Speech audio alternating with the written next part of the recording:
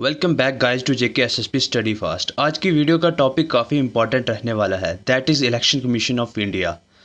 तो इसमें सबसे पहले हम देखेंगे आर्टिकल्स जिसमें election commission of India mentioned है, उसके बाद इसका structure, functions and current affairs. तो स्टार्ट करते हैं। Election commission of India is a autonomous and constitutional body. अब इसका क्या मतलब है? ऑटोनोमस का मतलब सिंपली हो गया इंडिपेंडेंट होना। कोई भी ऐसी बॉडी जो खुद के डिसीजन खुद ले सकती है उसको ऑटोनोमस बोलते हैं। आगे देखते हैं, इसका काम है यूनियन एंड स्टेट के इलेक्शंस कंडक्ट करवाना। अब यूनियन एंड स्टेट में जितने भी इलेक्शंस होते हैं, जैसे लोकसभा हो गया, राज्यसभा हो गया, स्टेट लेजिस्लेटिव असेंबलीज हो गए, legislative council, president, vice president, ये जितने भी इलेक्शंस होते हैं सब election commission of India conduct करवाता है। उसके बाद ये तो हो गया नेशनल और स्टेट लेवल के इलेक्शंस। जो पंचायत और म्यूनिसिपैलिटी के लेवल के इलेक्शंस होते हैं ना, वो हर स्टेट की इलेक्शन कमीशन कंडक्ट करवाती है। हर स्टेट में एक अलग से स्टेट इलेक्शन कमीशन होता है। ईसीआई जो है ये 25 जनवरी 1950 को इस्टेब्लिश हुआ था। Part 15 of Indian constitution from article 324 to 329 में ये मेंशन्ड है। अब देखते हैं कि आर्टिकल्स में क्या लिखा गया है। सबसे पहले है आर्टिकल 324। इसमें लिखा गया है कि जो इलेक्शन कमीशन ऑफ इंडिया है इसका काम है free and fair elections conduct करवाना। जितने भी यूनियन और स्टेट के इलेक्शंस होते हैं 3 मेंबर्स होंगे। सबसे पहले होगा एक चीफ इलेक्शन कमिश्नर, उसके बाद 2 अदर इलेक्शन कमिश्नर होंगे।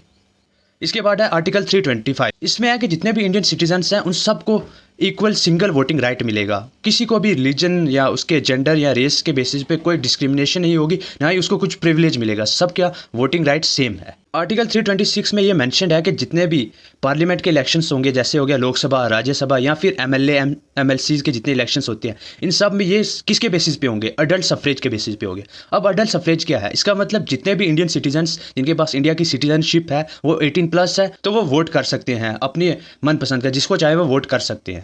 आर्टिकल 327 कहता है कि पार्लियामेंट यानी लोकसभा और राज्यसभा ये डिसाइड कर सकते हैं कि इलेक्शंस कैसे कंडक्ट होंगे। जैसे इलेक्शन कमीशन का रोल क्या होगा, वोटिंग प्रोसेस कैसा होगा, सीट्स का डिवीजन कैसे होगा, इलेक्शन रूल्स एंड गाइडलाइंस क्या होंगे।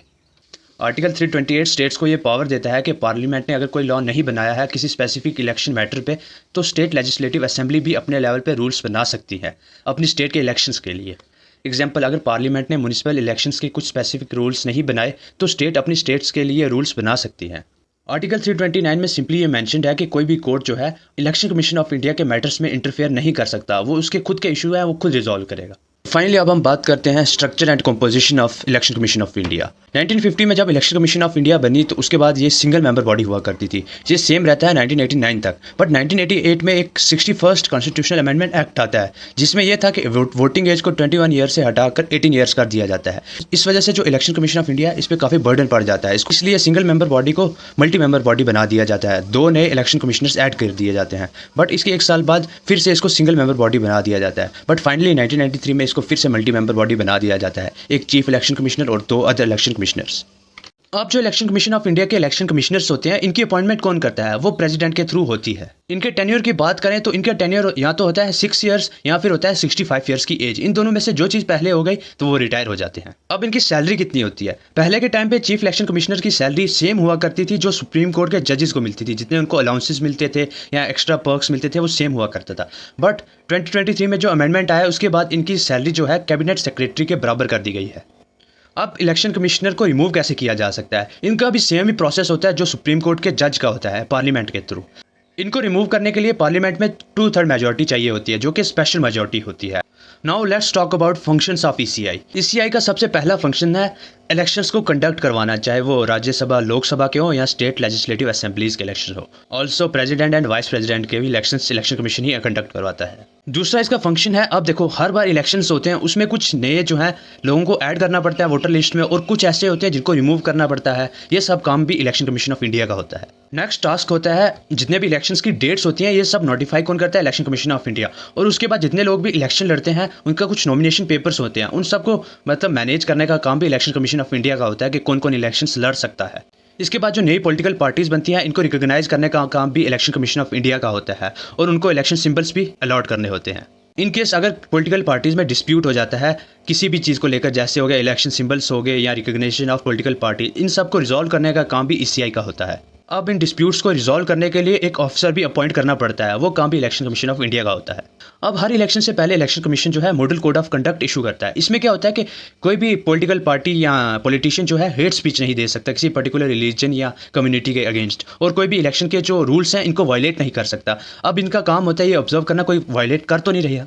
अब अगला टास्क होता है कि roster the publicity of policies. Election से पहले बहुत सी पॉलिटिकल पार्टीज अपना एक मैनिफेस्टो लॉन्च करती है कि हम अगर पावर में आ गए हम ये फ़ायदा देंगे लोगों को। चीज़ों को लोगों तक पहुंचाने का काम इनका होता है रेडियो और टीवी के थ्रू। अगर कोई मेंबर ऑफ पार्लियामेंट सही काम नहीं कर रहा ईसीआई के अकॉर्डिंग, वो डायरेक्ट उसको डिस्क्वालीफाई नहीं कर सकते। वो प्रेसिडेंट को इसके लिए एडवाइस करेंगे कि इस मेंबर ऑफ पार्लियामेंट को आपको डिस्क्वालीफाई करना चाहिए। जो स्टेट लेवल पे गवर्नर्स होते हैं ना, इनको भी जो है election commission of India advice करता है कि किसी भी मेंबर ऑफ स्टेट लेजिस्लेटिव को अगर डिस्क्वालीफाई करना है तो। इसके बाद जो delimitation commission act of parliament के अकॉर्डिंग इलेक्टोरल कंस्टिट्यूएंसीज होती हैं, इनको डिटरमाइन करने का काम ईसीआई का होता है कि इसी के अकॉर्डिंग इलेक्शंस कंडक्ट करवाने होते हैं। अब बात करते हैं कि इलेक्शन कमीशन ऑफ इंडिया के कुछ फ्लॉज की, इसमें क्या गलतियां हैं। सबसे पहला है कि कॉन्स्टिट्यूशन ने जो है कोई भी क्वालिफिकेशन फिक्स नहीं की है। इलेक्शन कमीशन ऑफ इंडिया के जो मेंबर्स होते हैं, चाहे वो लीगल हो, एजुकेशनल हो या एडमिनिस्ट्रेटिव हो, कोई भी क्वालिफिकेशन फिक्स नहीं है, कोई इंसान भी बन सकता है। इसके बाद कॉन्स्टिट्यूशन ने इलेक्शन कमिश्नर्स के टेन्योर को मेंशन नहीं किया है कि वो कितने टाइम तक रह सकते हैं। चीफ इलेक्शन कमिश्नर के ऑर्डर पे उनको रिमूव भी किया जा सकता है।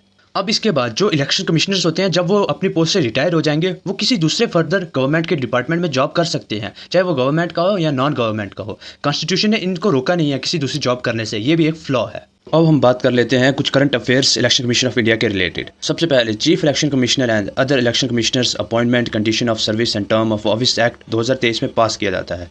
सबसे पहले ये बिल पेश किया जाता है राज्यसभा में 10 अगस्त 2023 में। उसके बाद दिसंबर 2023 में ये राज्यसभा और लोकसभा से पास हो जाता है।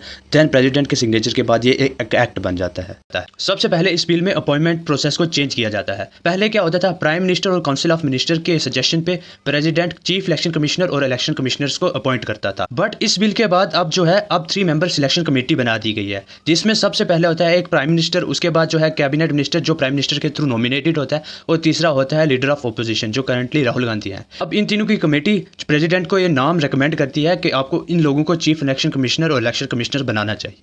इसके बाद जो रिमूवल प्रोसेस है ऑफ सीसी एंड ईसीज, इनको सेम रखा गया है। जैसे सुप्रीम कोर्ट के जज को पार्लियामेंट के थ्रू रिमूव किया जाता है, वैसे इनको भी रिमूव किया जाता है। इस चीज़ को चेंज नहीं किया गया है।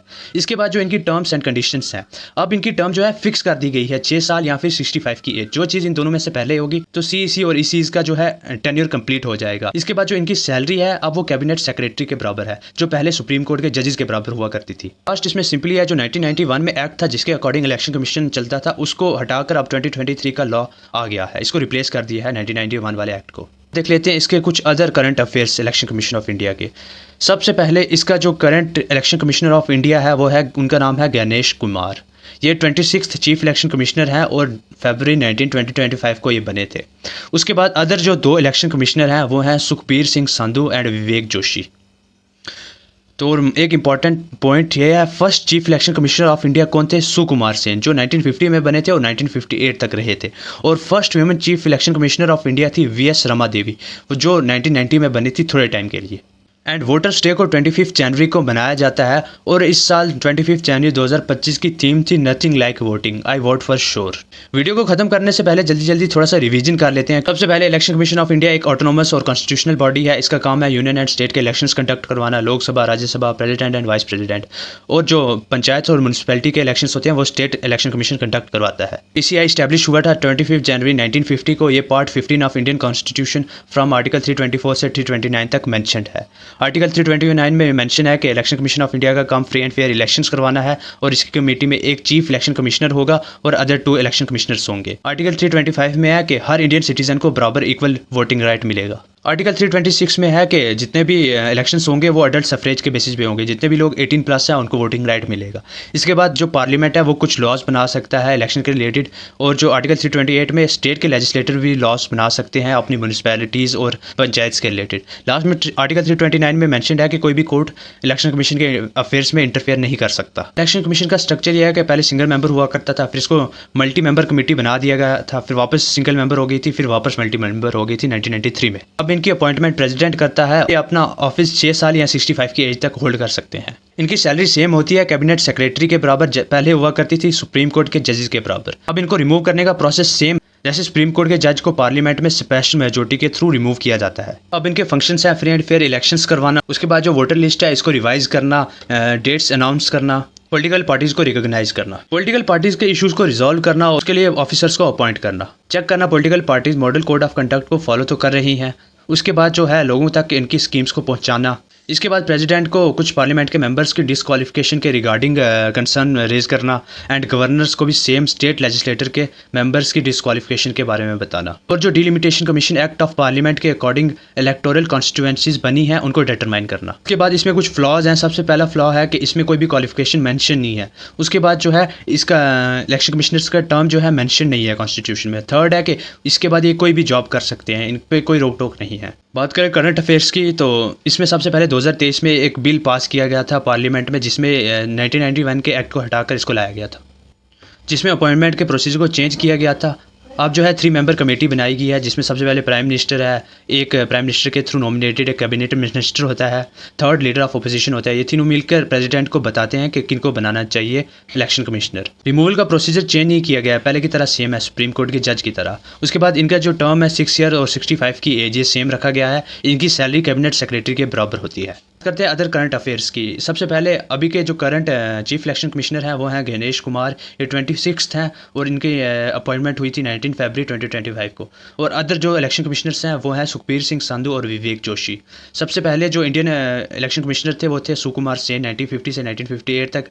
First women chief election commissioner थी वी एस रमा देवी इन 1990। और हर साल वोटर डे 25 जनवरी को मनाया जाता है। इस बार की थीम थी nothing like voting, I vote for sure.